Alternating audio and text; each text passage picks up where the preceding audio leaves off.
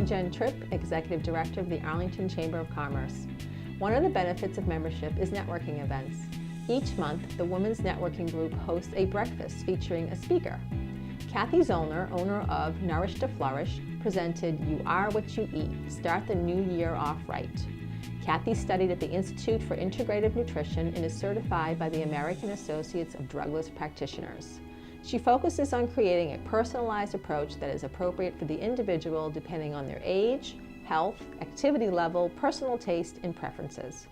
Cathy taught us why is it important to avoid processed foods and refined foods with additives. You will definitely look at food differently after Cathy's class. I hope you enjoy it. Well, it's so great to be here with everyone, and you're right where you're supposed to be. And I applaud all of your efforts for getting up and getting out this morning, because I know when I was driving over here, it was 1 degree, and I know some of you came in earlier, and it was probably -3, right? So anyways, it's really great that you made the effort to be here, and obviously you care very much about your health, or you wouldn't be here today, and you also care about your business, so this is a great opportunity to network and meet other people as well. So thank you for coming. And thank you, Kathleen, for your introduction. There's a meeting that's going to take place at 9 o'clock. So usually there are a few of us that like to linger and talk afterwards. So we're going to have to clean up the room and get out of here so that the meeting can begin at 9. So if you could pay attention to the clock, and if you need to cut things off, just let me know. I might eliminate a few things this morning, just so we'd be on time, so that's great. And some people are still getting settled. I feel like Oprah this morning because you get a bag, and you get a bag, and you get a bag. So while people are getting their coats off, I just wanted to thank Whole Foods for providing the bags for us. Matt Robinson is the new marketing rep at the Arlington store, and we're just so thrilled to have him here in Arlington. He's a great, handsome young guy for any of you youngins out there that are eligible. He's really, really great. And while we're waiting for a couple of people to get their food, I'll just mention that in your packet, I've given you a flyer for a workshop that I'm leading in March with Amy Matias, who's also a chamber member, and she's our February speaker. Am I right? Is she a February speaker? And so if any of you are interested, let me know. It's a wonderful day, retreat day in Arlington Heights at a beautiful, special place. It's the best kept secret in Arlington, but it's a beautiful location, and Karen Samuelson recently discovered it. But we have a retreat day, and the focus is on self-care. So if one of your resolutions this year is to take better care of yourself, I invite you to think about joining us on that retreat. So, this morning, it's so cold, as everyone knows, and on my way here, I saw a chicken crossing the road with a cape on. You were a little slow on that? What am I missing? Chicken with a cape on, crossing the road. A cape on, it's a type of chicken. You did too, you just wouldn't admit it. Okay. So let's get serious. Have you really ever taken a look at what you are consuming on a daily basis? Are you focused only on fat and calorie content? We have become a fat and carb-phobic society, and you might be missing, and you actually might be missing the essential nutrients needed for cellular health. And I'm going to talk a little bit about cellular health this morning, along with the right food to support you in an optimal workout or a post-workout recovery. And not to embarrass anyone, but how many of you do work out? How many of you go walking, you ride a bike, do a treadmill? Okay, so a lot of you. Very good.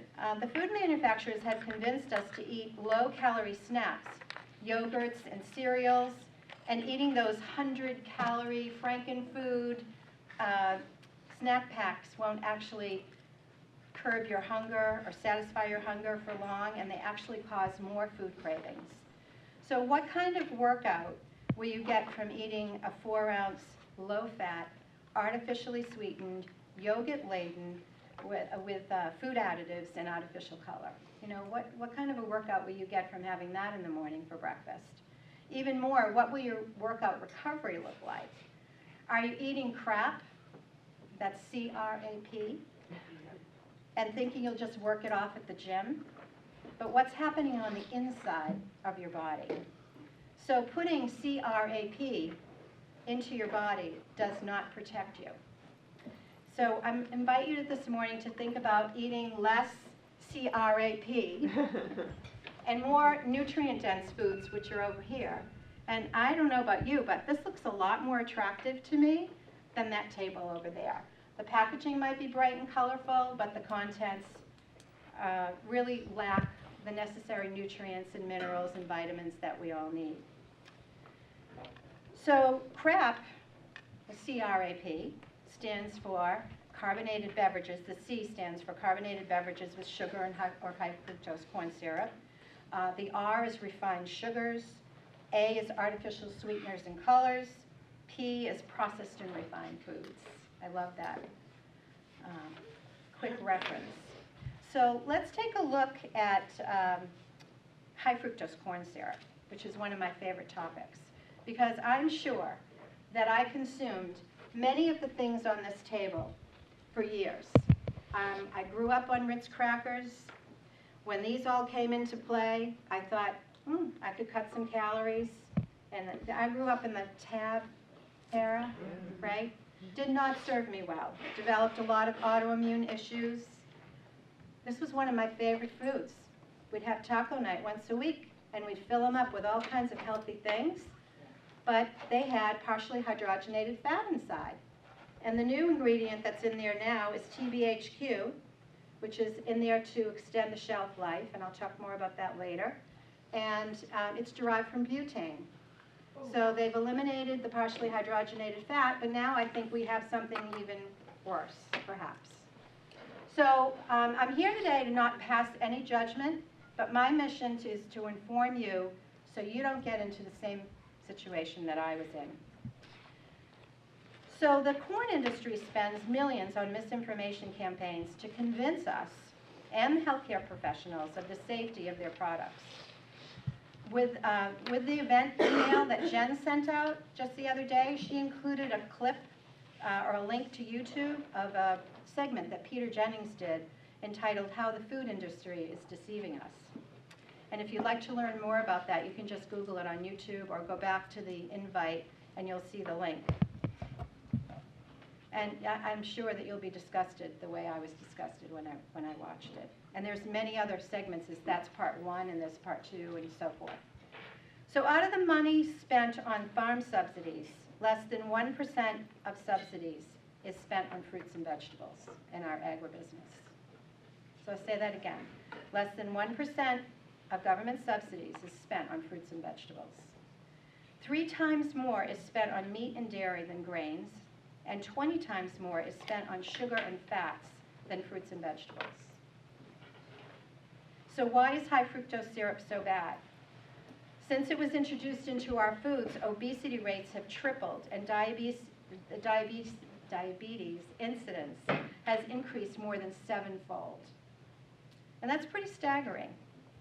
When used in moderation, it is a major cause of heart disease, obesity, cancer, dementia, liver failure, tooth decay, and more. And as part of the chemical process for high fructose corn syrup, the glucose and the fructose, which are naturally bound together, they become separated. So what happens is the fructose goes right to the liver, and it causes a condition called lipogenesis. And that's the production of triglycerides, of fats, triglycerides and cholesterol. So that goes right to the liver. It's the major cause of liver damage in our country today. And again, the condition is referred to as fatty liver, and it affects 90 million people. 90 million. This in turn leads to diabetes, prediabetes, and type 2 diabetes. So even if you look like you're healthy and you're working out and you're able to control your weight, if you're going in to have breakfast at a restaurant and you have this ketchup that has high fructose corn syrup, and you have this Nantucket nectar, let me see, that's loaded with sugar, not high fructose corn syrup. I want to use an example. Soda, high fructose corn syrup, salad dressing, syrup. You know, there's many, many things that have high fructose corn syrup, and it's hidden. If you don't have the ingredient label to read, or you're in a restaurant, you don't know how they're preparing your food. So you can develop type 2 diabetes as well. It's not just about being overweight, although that does contribute to diabetes, but you can even be a thin person and develop type 2 diabetes in your body. The other thing that I wanted to mention is it also causes something called leaky gut. Has anyone ever heard about leaky gut? So that's where it literally punches holes in the intestinal lining, allowing nasty byproducts in your intestine to actually leak out toxic gut bacteria and partially digested food proteins, and they enter into your bloodstream, and they trigger inflammation in your body. So it's really important, again, to avoid high fructose corn syrup. And that leads to obesity, diabetes, cancer, heart disease, dementia, and accelerated aging. So people that have running around with leaky gut have tremendous amounts of inflammation in their body. High fructose corn syrup also contains mercury. It's part of the process to turn the corn into a cheap sugar. And over time, if you're consuming that, you're accumulating mercury, large amounts of mercury in your body. And one of the last reasons, and these are not all the reasons for avoiding it. It's high fructose corn syrup is really a marker for poor quality, nutritionally depleted, processed industrial food full of empty calories and artificial ingredients. I think that says it all right there. If you find it on the label, you can be sure it is not whole, real, fresh food full of fiber, vitamins, minerals, phytonutrients, and antioxidants. So stay away from it if you want to be healthy. And also check the bread. I'm going for hand therapy right now for tendonitis, wrist and hand therapy. And my hand therapist and I talk about nutrition the whole time that I'm there. And he told me he went and met with a nutritionist, and she was guiding him on what to eat. And he said, so I was going to the store and I was buying whole wheat bread, but the whole wheat bread had high fructose corn syrup in it. And one of the major reasons he was going to the nutritionist in the first place is because he has fatty liver. So be aware of what you're eating. The other additive that's constantly snuck into our food is partially hydrogenated fat, commonly referred to as trans fat. And there was a study done recently, well, not recently, but have you heard of the nurses study through the Harvard Public School of Health? So in the nurses study, they actually divided women into 4 groups. And those with the highest trans fat levels had 3 times the risk of heart disease when compared to women with the lowest levels. And the ones in the lowest group were consuming probably 2.5 grams of trans fat a day. The thing that I'm the most upset about is the FDA is not looking out for our well-being. Because in this box here, this looks pretty attractive, right? Whole wheat, cracker, sensible solution, right? The food pyramids on the side. So when you see claims on a box like this, chances are you don't want to buy it. If you go to Whole Foods and you walk down the aisle, it might say gluten-free or non-GMO or, some things that relate to the actual food, but they're not making health claims. A lot of their products, there are no health claims. But when you go to a traditional grocery market, you'll see a lot of packaged things here, like, what was the other thing the applesauce we were looking at. Excellent source of vitamin C, hand-picked goodness, original applesauce. And on the back, the first ingredient is apples. The second ingredient is high fructose corn syrup. But the thing that upsets me the most about how deceptive the food business is that they claim on this package, what does it say for trans fat? 0. 0. So I'm shopping, I go 0 trans fat, healthy sensible solution, I put it in my cart. I get home, And maybe someday I'm sitting there with a sleeve of Ritz crackers and a glass of chocolate milk and a jar of peanut butter. And I start consuming these things, and I read down below, and it says partially hydrogenated fat, partially hydrogenated cottonseed oil. It could be partially hydrogenated any kind of oil. It means it has trans fat. So how did they get away with that? They determine the serving size. So 5 crackers is the serving size. Well, I don't know about you, but I remember my father sitting down with a stack of 10 crackers, and he died of heart disease, and he had peanut butter on them. So if it's less than a gram of fat for a serving size, they can say 0 trans fat. So you need to be the advocate for yourself and for your family and the people that you love by reading the ingredient list under the nutrition fact label.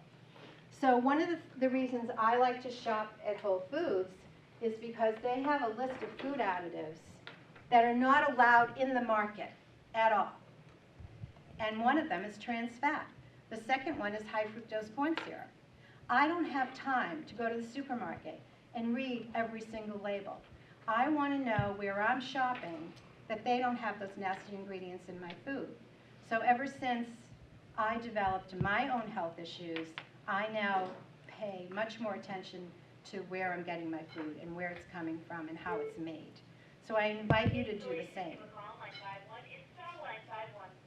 So the American Heart Association actually advises that trans fats should make up no more than 1% of your daily caloric intake.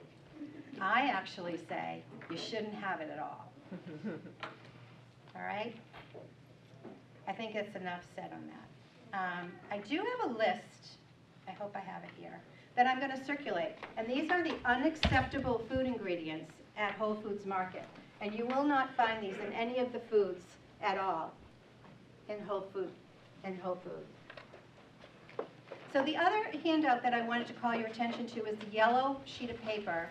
It's from Dr. Mark Hyman. I'm a real fan of his.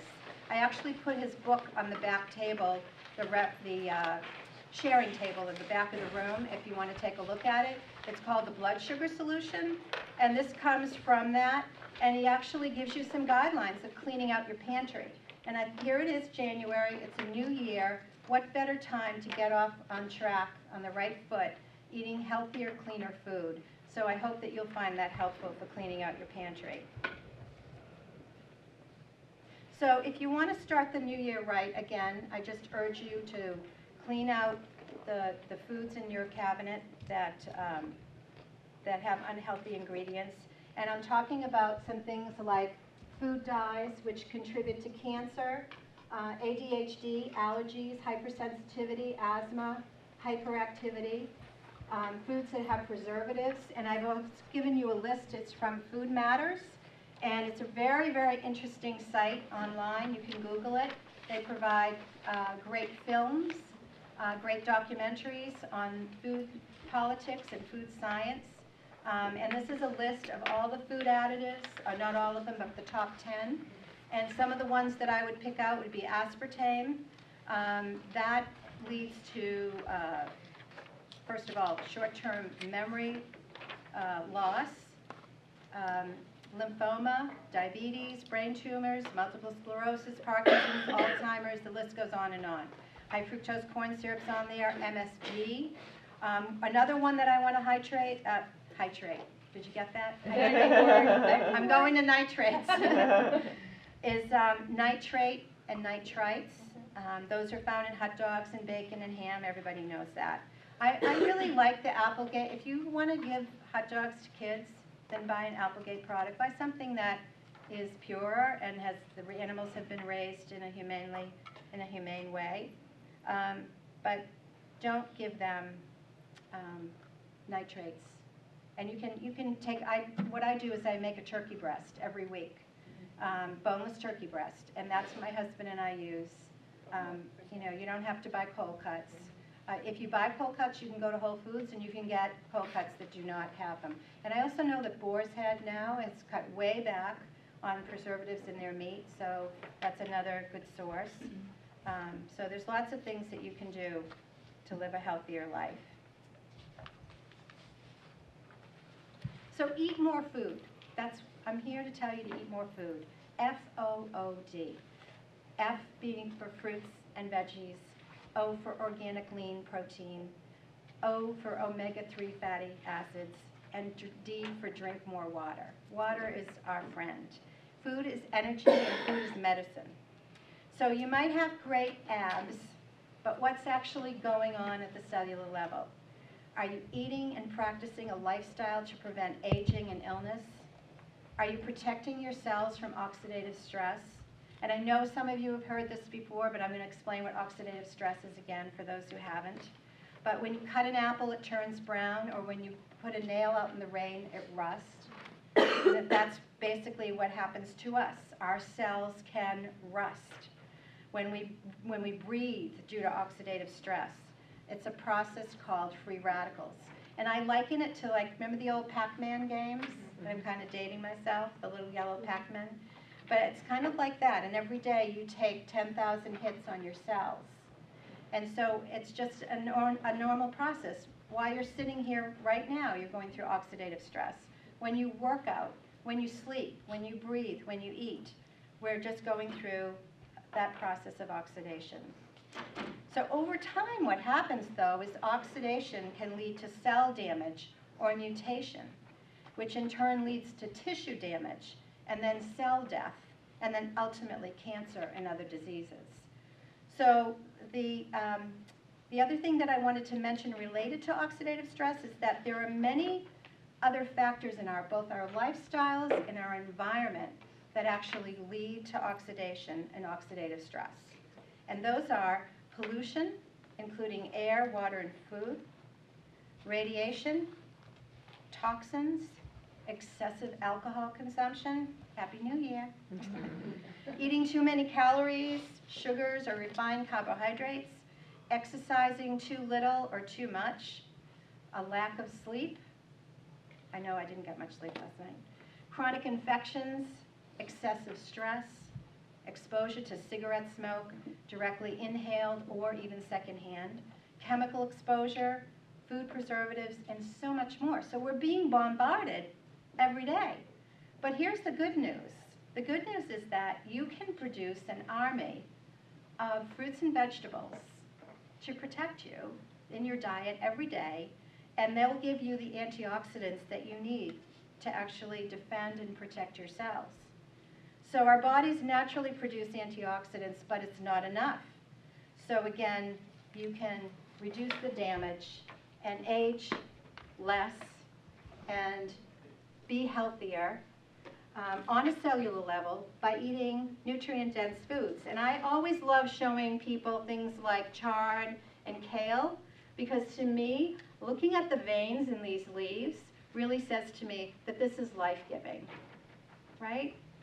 Do you agree? I mean, it really looks great. And when you cook this, it doesn't take a lot of time. The two best tools in the kitchen are your hands. And I just take the stem and I rip the leaf right off the stem. And that's how you can do your kale and your Swiss chard. You don't have to always use a knife and meticulously take it off. You can just use your hands. Kids can do this in the kitchen. For those of you who have kids that can help in the kitchen, they can strip the leaves off the stems. The same thing with the curly kale. So here we have a variety of colors, and even the white vegetables like cauliflower, garlic, onions, those are all really healthy. Sweet potatoes, carrots, beta-carotene. This has more vitamin C than an orange, the red pepper. And it's also the best pepper to eat as far as nutrients.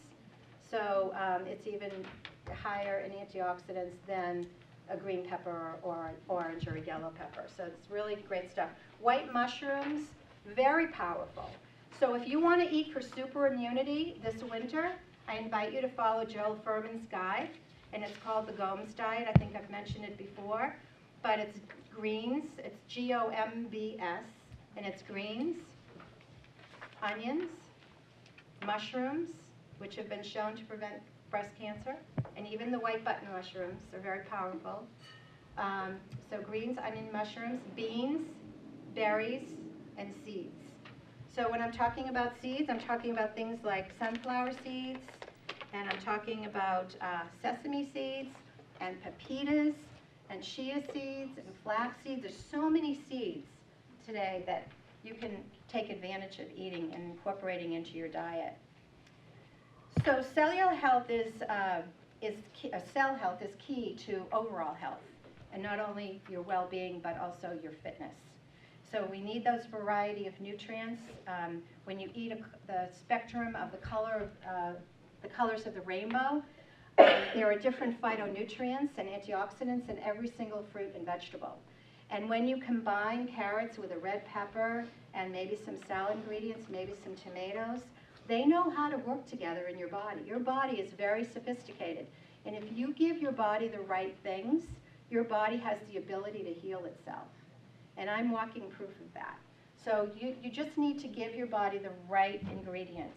It's kind of like taking good care of your car, and I know you've heard this before, but you know, if you put bad fuel into your car, it's not going to work well. But if you put good fuel in, high octane, think of your body as a car, and the parts wear out, right? So we need to take really good care of it. The other thing that I wanted to mention is some people ask me, well, what do you mean by nutrient-dense foods? Are people confused by that? What are nutrient-dense foods?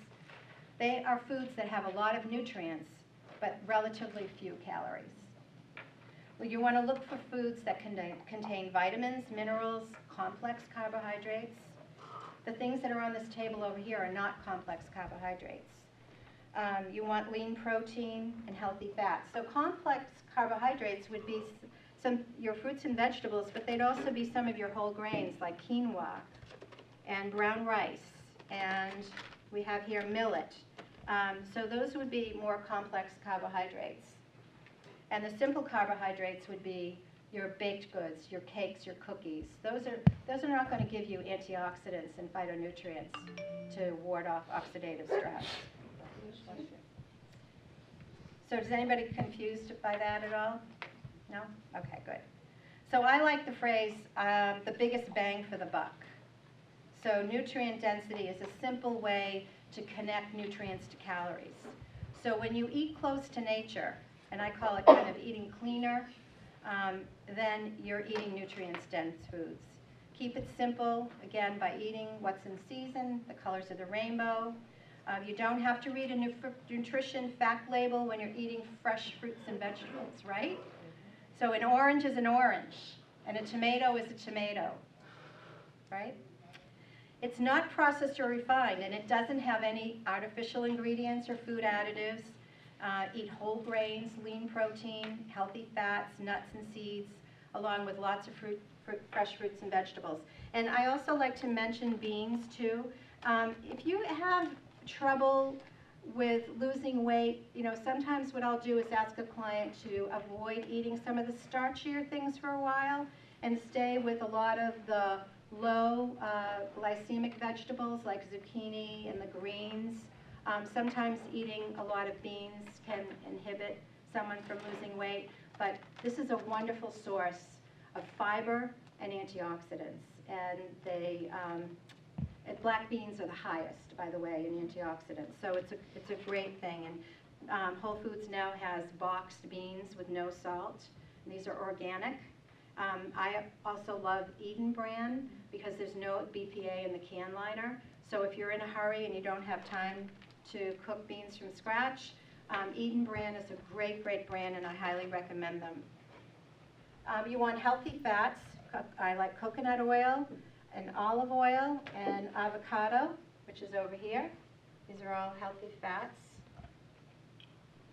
And I think you also need to pay attention to when you're cooking, what kind of oils you're using, because you can actually take a very stable oil and wreck it. I'll just put it simply. So if you're taking olive oil and you're cooking on a high heat, you're actually damaging that oil, and it's not very good to put into your body. It's almost like you're making it a trans fat itself. So you want to pay attention to what you're using. Coconut oil you can do a medium-high heat with. So I like to use, yes? Does coconut oil taste like coconut? I don't think it does. And I had a friend recently who visited from San Francisco, and he hates coconut. And I made him a vegan chowder using coconut milk and coconut oil to saute the vegetables in, and he loved it. And he said, this doesn't even taste like coconut. So for those of you who are staying away from it because you're afraid of the taste, because you have an aversity to it, I would invite you to try it. Yeah, it's great. It's really great. I would like to also say how important it is for you to stay hydrated with water. It's really, really important, especially in the winter. We tend to go for the hot teas and coffees and things like that. But, you know, I tend to even drink hot water in the winter, just plain hot water. You can squeeze lemon into it if you want, but just how important it is for you to get lots and lots of water into your body. So I'd like to close with a quote from Steve Gagney's book called Food Energetics. And he writes, no matter what you eat, use the best quality you can. I can't emphasize this enough. You are qualitatively what you eat. So no matter what specific foods you choose, as much as possible, choose natural, unprocessed, organic, and biodynamic foods. You deserve it. Food is a mirror. Look into the mirror of what you eat, and you will learn to see yourself. This works the other way as well. Look into the mirror of yourself, and you will find a reflection of what you are eating. So eat well, live well, be happy, and be healthy. So I just want to thank the Women's Networking Committee for having me here today. And I also want to invite you, if you are interested in learning about future workshops and classes that I'm offering, if you sign up for my newsletter, if you're not already on, there is an evaluation sheet for you to do that today. It's a little green half sheet. And I always welcome your feedback. So if there's something today that I didn't cover that you'd like more information on, please feel free to write that in. If something was a catalyst today for you leaving today and perhaps making a change, please include that too. But I just really want to thank you all for making the effort to come out on such a cold day and really care about yourself and your health, and for giving me your attention this morning. So I'll open it up for questions if we have time. Just a quick question. What's the difference between the ketchup on that table and the one on this table? Oh, great question. I was hoping someone would ask that. So this, now Heinz is making an organic ketchup with real sugar. And they're giving you the option. You can get the high fructose, or you can get the sugar. And honestly, if you want a little bit of ketchup, I would suggest that you go with this. If I go to a restaurant, I never use the ketchup. And I hardly ever use this, but when I want it, I would use this. This is the high fructose corn syrup, I can't say it enough, is so evil. I forgot to pass this around too. This is a donut that's over 4 years old. Other questions? Yes. So it says to avoid agave? Mm-hmm. How come? There's been more and more information on agave that it's really not a healthier alternative. We went through a stretch where everyone was using agave, and it really is elevating blood sugar. And I can't remember exactly the details on it, but it's I think it might be the fructose. I can't remember now. It might be the fructose. Do you remember? But Chris is also a health coach, and we are we've read all the articles, and I just can't call it off the top of my head. If you want to email me, I'll send you the information on it. So is raw sugar better to use than agave? Sugar is sugar. So one thing I want to say to you is there are some gentler sugars, like honey and maple syrup and things like that. But sugar is sugar, and Mark Hyman explains that very well in his blood sugar solution cookbook, and his blood sugar book as well. And what he says is, like, we need to be mindful of how much sugar we're taking in. It doesn't matter what it is. I mean, obviously we know the high fructose corn syrup is really bad, but having too much sugar in your diet is not a good thing. So like so I put agave in my coffee because I don't use milk or anything. And I always switch between raw sugar and agave, and I never know. I would do the raw sugar over the agave. Or I would play I mean, with how the- much are you using? Yeah. I have two teaspoons, And I mean, do you eat a lot of other sugar throughout the day? depends on the day. I mean, well, that's the thing. On a good day, no. So that's On the a thing, bad we need day, to be mindful of that. But if you Right. email me, I'll send you the information on agave, and then you can make an educated decision about it. Another consideration is to consider going black with your coffee.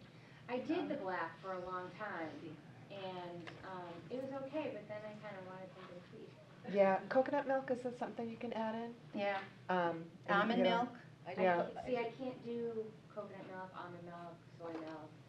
Oh, that's right, too. You have a lot of restrictions. Yeah, I have. Oh, Right, right. okay. She has other dietary restrictions. Oh, I feel your pain. Yeah, So, yeah. yeah, no, I do. Yeah, absolutely. So, But for other people here, that's an alternative. And I always buy the unsweetened coconut milk and the unsweetened almond milk. And sometimes I make my own. And they're naturally sweet, so they just add a little bit to the beverage. Coconut oil? yeah, coconut Coconut oil oil too. That's is the coconut naturally oil. sweet. Yeah. In your coffee? Oh, Yeah, you blend it with a hand blender. Yeah. Yummo. Well, there's a Really new coffee, that I just came back from LA, there's a new coffee called Bulletproof. Bulletproof coffee. And it lasts for 12 hours in your body, and it's slow released. And when you go to the coffee bar in LA, they mix it with a little bit of ghee, and then this oil called XCT, which is from coconut oil. It's caprylic oil, caprylic HCT, I acid. think it is. Is it XCT? Oh, I've heard of HC. I've heard of I think it's HCT. ecstasy. I'll look it up on my phone. But they put this oil in from coconut, and it's really good for brain health. And this coffee is very expensive, and it will hit the Northeast. You'll see it. Well, you It's- can, yeah, it's and you quite can the make it range. yourself. Yeah, And you can do it it's- yourself. yeah. And if you go on and you Google bulletproof diet, you'll see all the bulletproof products that go along with it, and it's for supposedly for brain health and for energy. And of course, everyone at Netflix is drinking their bulletproof coffee to get them through the long days. Sometimes people put just a pat of butter too. Yeah. Yeah, you Yeah. can do ghee and Yeah, and coconut oil. it's naturally sweet, right? Yeah, you put butter and coconut oil and just blend it with your blender. Try the coconut oil. But again, I wouldn't recommend you doing like 5 or 6 cups of coffee a day. I'm like a 1 cup person, so. Any other questions? Can you talk about butter for just a minute, because that's been in the news a lot lately, where it's not as bad as we thought it was, and I know not all butters are created equal, but cooking, for example, like with clarified butter or the I use critical clarified or- butter. I think it's a better butter. What's clarified? Clarified butter is where they remove all the milk solids. It's, you can find it in the international aisle at Whole Foods. It's called ghee, Ghee. And you can actually make it yourself as well. If you just Google it online, you can make it yourself. I haven't been successful at making it myself. I find that you're not supposed to refrigerate it afterwards. The one that you buy in the store, you don't have to refrigerate. I don't think I got out all my milk solids because it started to mold on me. So, if you're Chris sounds like she's more successful, but, feel free to try that. But I really like ghee. I think it's great. You can also get it at Trader Joe's. Yes, it's at many stores, so it's not just Whole Foods. Yes. How about organic versus GMO? I have like so many questions, but Yeah. Do you really feel like organic is really important, and then to also do non-GMO products? Or? Well, if you go onto the Environmental Working Group and you read about the Dirty Dozen list, Right. I really think, I try to follow the Dirty Dozen list, because I can't always afford to buy everything organic, and I also realize that not all my clients can afford to purchase organic fruits and vegetables, but you do reduce your risk for more toxins in your body by eating organic. So there's less herbicides and pesticides, and so your exposure is less. So what I try to do is, I'm talking about the Dirty Dozen list, so there's it's 12 plus. And you can download the list and have it with you. You can also download it on your phone. I think there's an app for it now. And then there's the Clean 15. So like broccoli, for instance, and cauliflower, and I'm trying to think of what else. You don't have to buy organic. And they test the lowest, like broccoli test, it's one of the lowest. So there's a Clean 15 list. Onions are, I think, on there. But on the Dirty Dozen, you have strawberries and blueberries and, Potatoes. yeah, you have kale. When you think about it, kale gets absorbed, right? You were going to say something, Claire? Peppers, Right. apples, celery, Yeah. surprisingly so. Pears, right? Is that just because they treat them more? Well, I also think it's, they absorb more easily. It's the number of pesticide and phytohormones layers. An Yeah. apple will receive up to 21 combined layers. Wow. But it And depends it on goes where, all the way to the seed. You can't even peel the skin off. and it also depends where they're grown, because there are Right. some local orchards that do like one treatment Mhm. early on and then they don't treat again. So it really depends. You need to really ask questions and know where your food's coming from. So how would you discover if something's organic? You want to look for the number 9 on the produce label, and number 4 is conventional. So there'll be a little plastic label on the, I don't know if I have a sticker there. Like this is organic and it had a number 9 sticker on it. So And number 4 is for non-organic? it's conventional. And then I think number 6 is, it just means it's a Whole Foods, it's fair trade. I think it's fair trade. Other questions?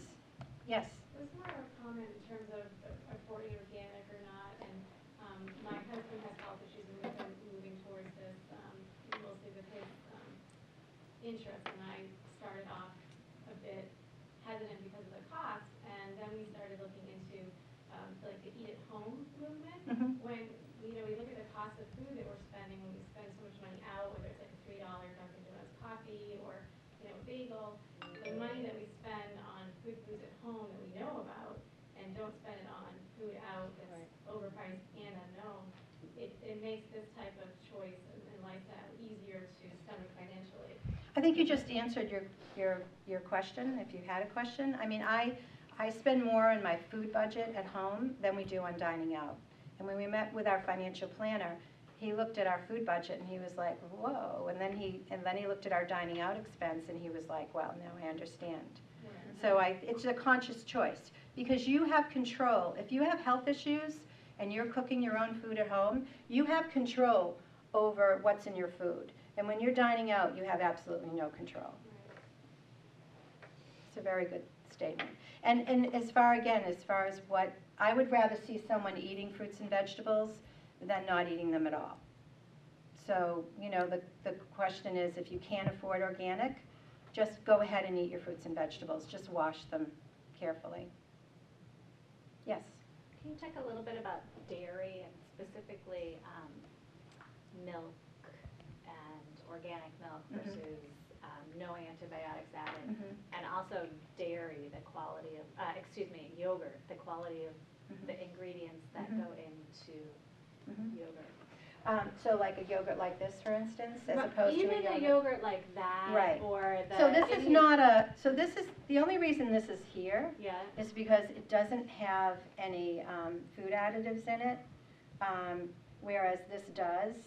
And this has sugar added to it, where this is naturally occurring sugar. But I buy organic yogurt if I eat it. Right now, I'm not eating dairy. So you have several questions. So the question is, it is a deep question. So if you were my client, I would say to you, how does dairy make you feel when you eat it?